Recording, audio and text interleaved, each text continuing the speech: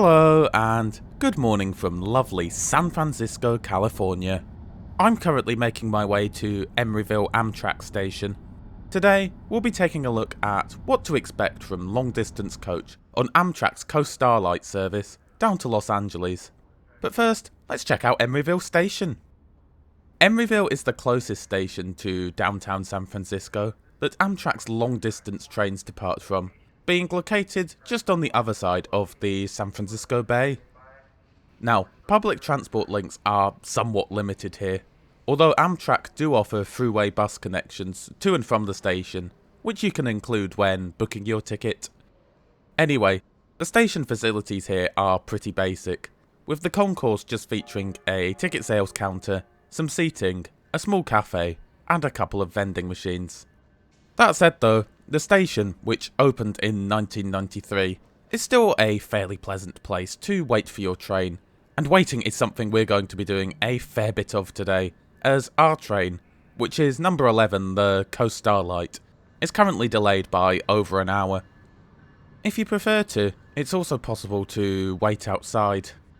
Out here we can see one of Amtrak's Capital Corridor services, which seem to run rather frequently from San Jose and via Emeryville to the state capital, Sacramento.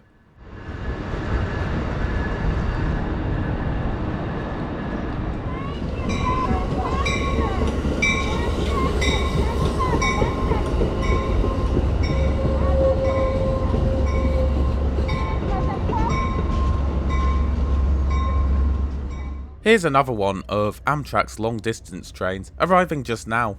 This one is train number 6, the California Zephyr, which runs from here to Chicago, a journey that will take it over 50 hours. I arrived in Emeryville on the westbound service a couple of days ago, which I'll be releasing a review on in a month or so.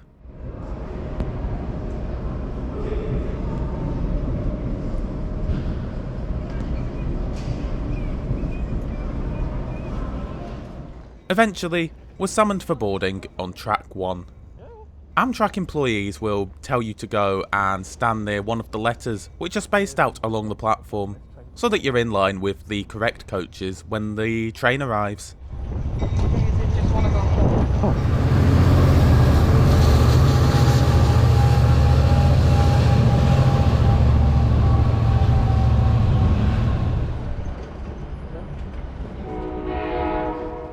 Our train eventually arrives from Seattle, Washington, around 70 minutes late. Now, I know that a 70-minute delay is a lot, but this train has already been travelling for a day, and delays like this on Amtrak's long-distance services are very common indeed. Anyway, our train is hauled today by two General Electric Genesis P42 DC diesel-electric locomotives. These were built between 1992 and 2001, and are capable of speeds of up to 110 miles an hour or 177 kilometers an hour. Trailing this, you'll find a baggage car and a mix of double-decker Superliner 1 and Superliner 2 coaches. This includes sleeping cars, a business class car, the coach cars, a dining car, the sightseer lounge, and a crew car.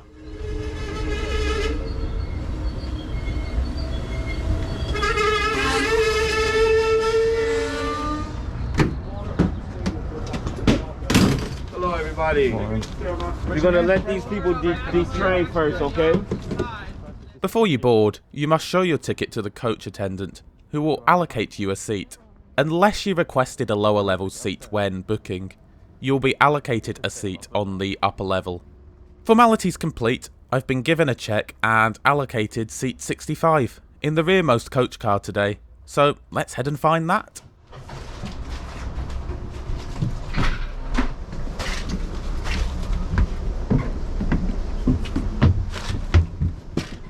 Coach on both levels is laid out in a 2+2 configuration. Although, note that due to the USA having a bigger loading gauge, these coaches are much wider than what you'd find in, say, the UK or even much of continental Europe, so the seats here are pretty wide. When you arrive at your seat, don't forget to put the check you were handed above it. We end up departing Emeryville around an hour and 20 minutes after our scheduled 8:39 AM departure time, at 10 o'clock. As we depart, let's just take a quick look at our route for today. Our journey will see us covering roughly the last third of the train's overall journey from Seattle to Los Angeles, seeing us roughly following the coast as we travel entirely within the state of California, via the likes of San Jose, Salinas, San Luis Obispo, and Santa Barbara, before arriving into LA. Despite our scheduled travel time being 12 hours and 32 minutes, our journey today will only see us covering 469 miles, or 755 kilometers. Top speed will be 79 miles an hour, or 127 kilometers an hour. Yes, I have this kind of stassiness all day. Ladies and gentlemen.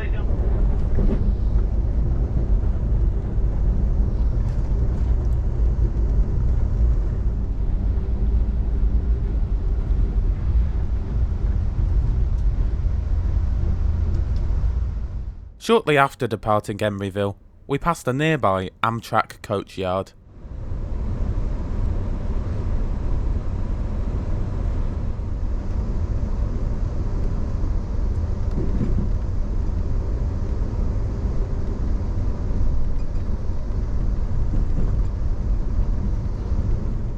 We then actually end up travelling along the street for several blocks through Oakland, which is a bit surreal.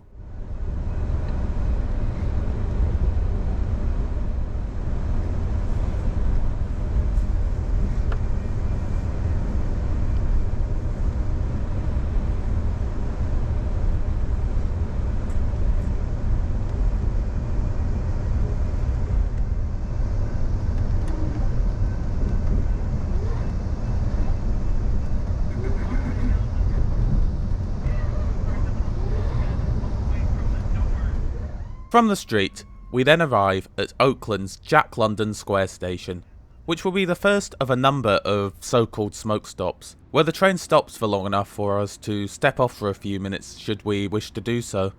As you can probably tell from the name, this is also an opportunity for smokers to have a cigarette.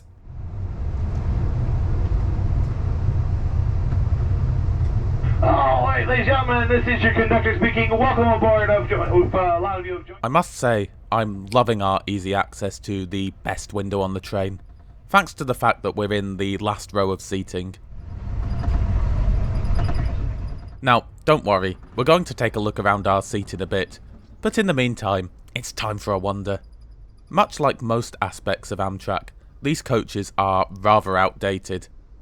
That said though, the interiors are really quite nice in my opinion, and provide a relaxing atmosphere. It's also worth noting that Amtrak are currently in the process of refurbishing their superliner cars, so expect them to receive an uplift in the coming months and years. The coach in front of ours is exactly the same. Now, if like me you're a bit paranoid about your bags, then don't worry, as the overhead racks have plenty of space for storing even relatively large items of luggage. Also note that all of the seats are facing forwards, thanks to the fact that these trains feature reversible seating. In front of the coaches, you'll find one of Amtrak's famous sightseer lounge cars. Now, I think that this is a fantastic amenity, and a great place to watch the views roll on by, and socialise with your fellow passengers. Unfortunately though, as a coach passenger, this is as far forward as I get to go, with the business, sleeping and dining cars being off limits to me. On the lower level of the lounge car, you'll find a small cafe section, with drinks and snacks available for purchase. Unfortunately, at the time of filming at least, it wasn't possible for coach passengers to eat in the dining car, although I believe that Amtrak are bringing back that option soon. Anyway, you'll find the cafe menu in the description below.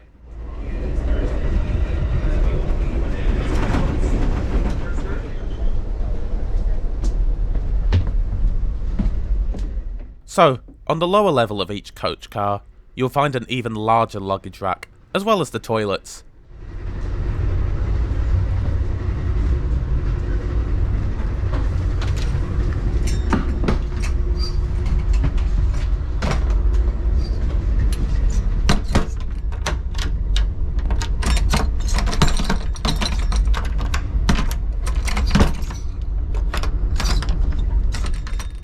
toilets were very hit and miss.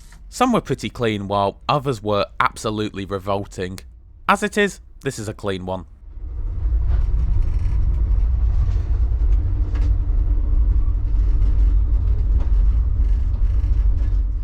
This coach also had a slightly bigger restroom for getting changed in, which I've never seen on Amtrak before, as well as a dedicated women's lounge down here too. Now, something I always find to be a bit surprising, considering that these coaches are used on America's longest train journeys, this train is not Wi-Fi enabled. The first bit of our trip sees us making our way around the San Francisco Bay towards San Jose.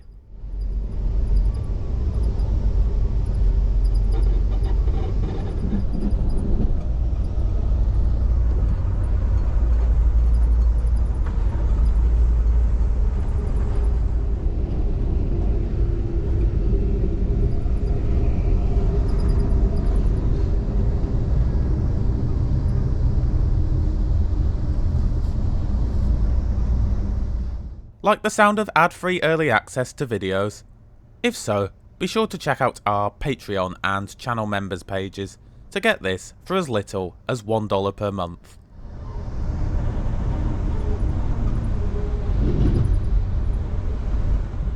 We soon find ourselves on the approach to San Jose and passing the PayPal Park, which is home to MLS side San Jose Earthquakes.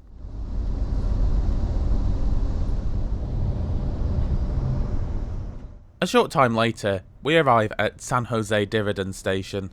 Again, there will be an opportunity to step off the train here. Besides Amtrak, this station also sees service from Caltrain, who operate commuter trains from here to San Francisco.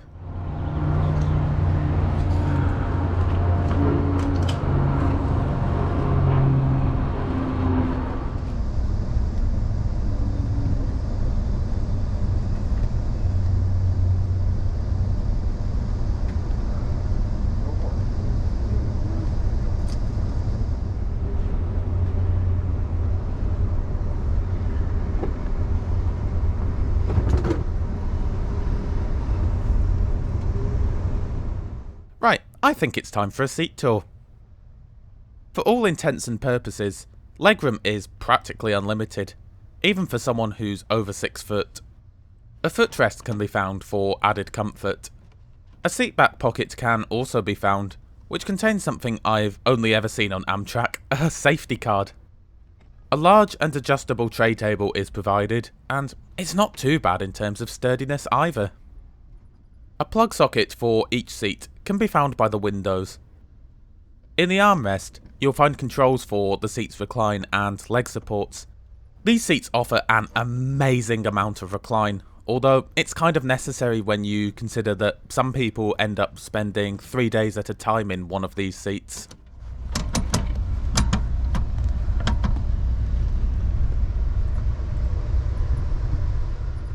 And the seats themselves are very comfortable too, even if the moquette is a bit naff. And lastly, you'll also find a reading light and a set of curtains. Personally, I think that these seats are great for a daytime journey such as ours, but do let me know your thoughts on them in the comments below. After San Jose, the views start to become a lot more rural as we make our way south.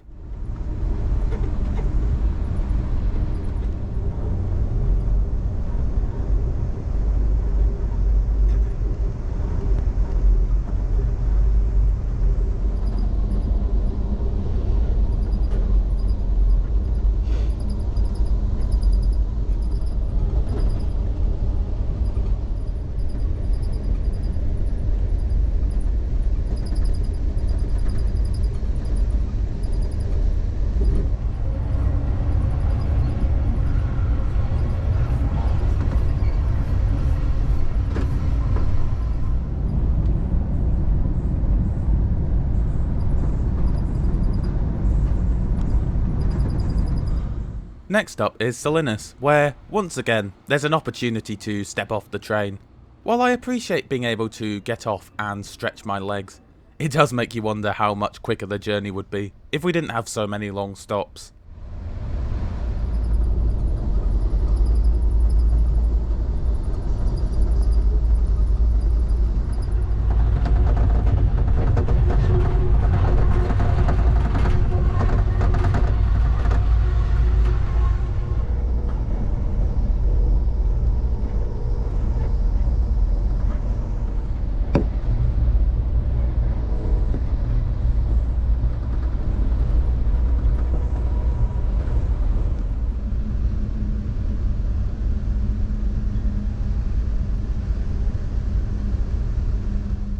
After a brief stop in Paso Robles, which I seem to have missed, things start becoming a bit more hilly as we close in on San Luis Obispo.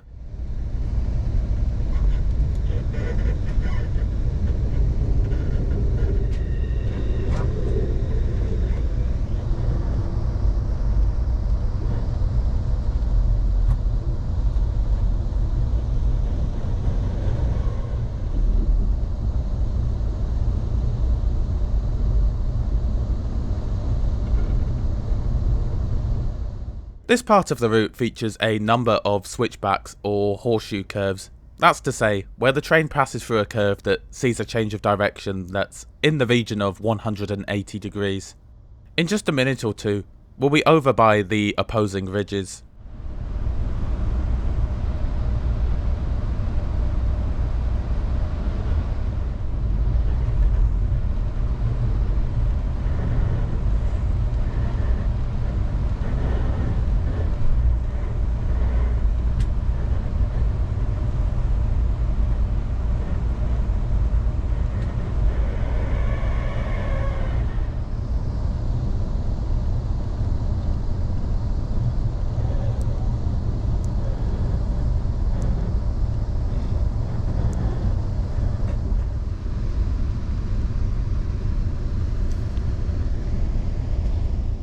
It's on this portion of the trip that we pass our northbound counterpart, train number 14, that's heading back up to Emeryville and on to Seattle.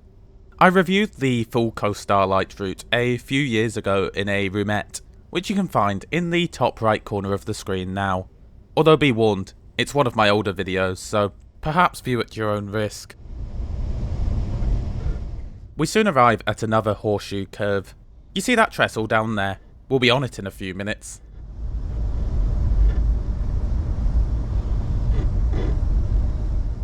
At this point, we also pass the California Men's Colony, which is a state prison, although it's set to close later this year.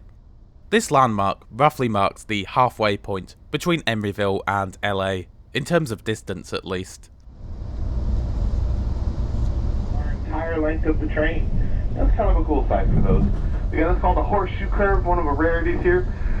Off to your left here. As we come out of the horseshoe curve, if you look to your right, you'll look at a place no one ever wants to go, which is a federal penitentiary, where the really bad ones go. You might see them out in the yard enjoying all this beautiful weather. So it's, you know, prime real estate like that. So, ladies and gentlemen, here we are, horseshoe curve, San Luis Obispo, prison on the right, enjoying this beautiful scenery here. Next stop will be San Luis Obispo. That will be a stop you can step off. We'll be there for about 10 minutes, to get 10 or so minutes. You may...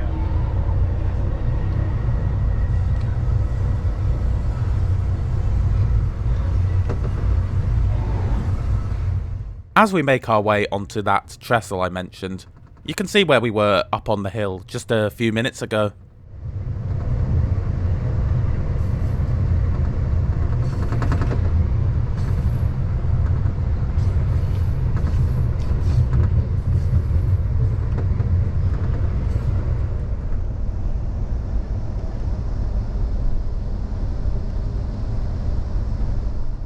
Around 10 minutes after the horseshoe curve, we arrive at our next station stop of San Luis Obispo, a city well known for its vineyards. Having been on the go for nearly 7 hours, we have a crew change here. The good news is though, that by this point, we've made up time and are only running around half an hour late.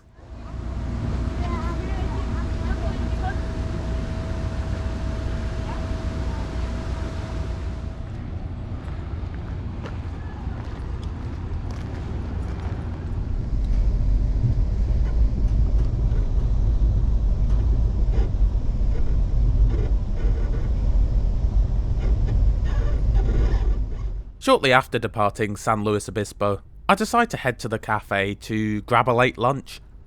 Now, in previous videos, I've said that the food from here is best left alone, and it would appear that that is definitely still the case. Both the burger I ordered and the mac and cheese that my better half went for were revolting, and it wasn't cheap neither. I think that even the prisoners at the men's colony were tucking into something nicer than this. While the food may be practically inedible, at least the views outside are picking up, with the Pacific Ocean now in sight.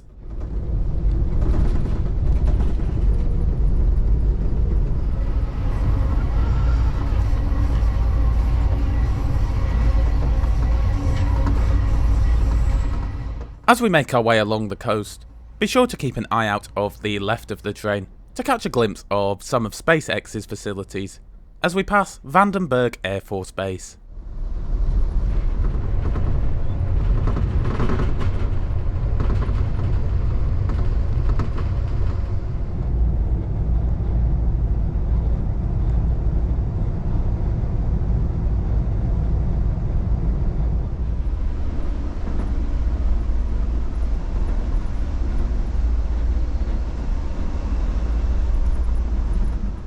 These views across the Pacific are stunning, aren't they? Despite the fact that this was my second time travelling along this section of track, it sure as heck doesn't feel any less special or impressive than the first.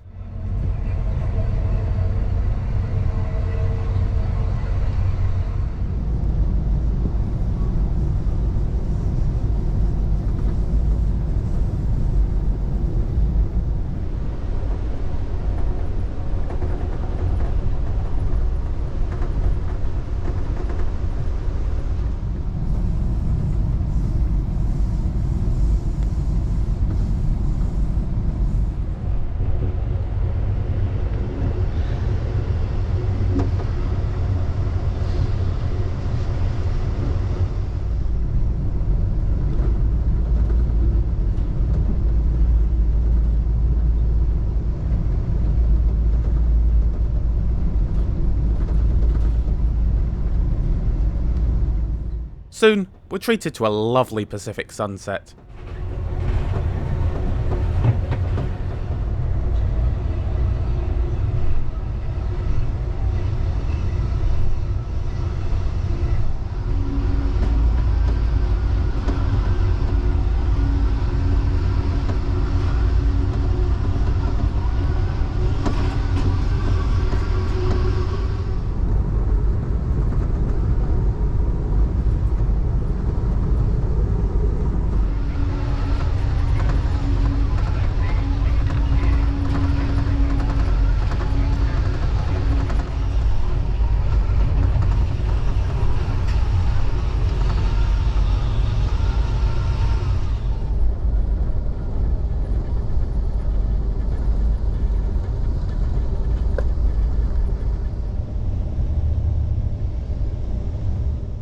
Darkness is pretty much upon us by the time we arrive at our next station stop of Santa Barbara.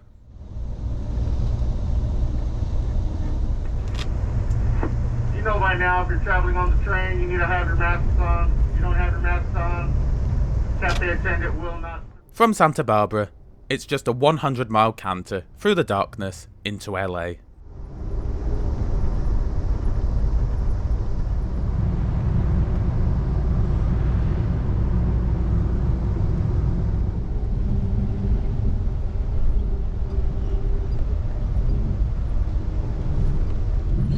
So, my thoughts on the Amtrak long-distance coach experience. Well, it certainly has its downsides. For starters, the food is vile and overpriced, and the toilets can be very hit and miss. That said though, the seats are very comfortable and spacious, and you still have access to facilities such as the lounge car, and not to mention that the Coast Starlight is a stunning route. Even only the portion between the San Francisco Bay Area and LA is one of my favourite railway journeys out there. And the cost isn't too bad neither. My one-way coach ticket cost me $54, which is about on par with what you can expect to pay for an economy class ticket to fly the same route. Although I appreciate that the likes of United and Southwest don't take around 12 hours to fly between San Francisco and Los Angeles. Not unless they were taking a big diversion, that is. But what you're getting with the train is an experience. It's not something you're going to want to do every time you travel this route, but it's a relaxing experience that you definitely want to tick off at least once. Anyway, those are my thoughts on the Coach Starlight, as it were, but what did you make of the whole experience? Be sure to let me know in the comments below. Around 10 or 15 minutes out of Los Angeles Union Station, we arrive at our final stop of Bob Hope Burbank Airport.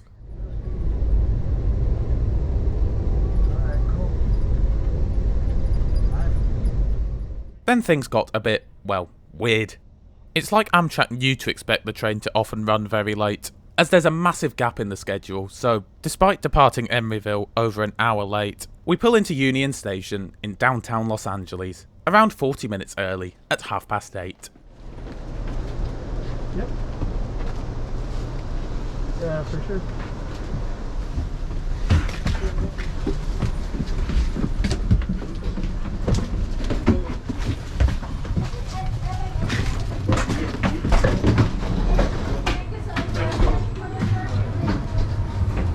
Have a good one. Have a good evening. With that, I'm off to go and find my hotel and hopefully some edible food. Anyway, I do hope you enjoyed the video. If you did, be sure to help us out by giving it a like. If you're new to the channel, then be sure to subscribe and enable notifications as I publish new trip reports every Monday and Friday. Thanks a lot for watching, and I'll see you on Monday.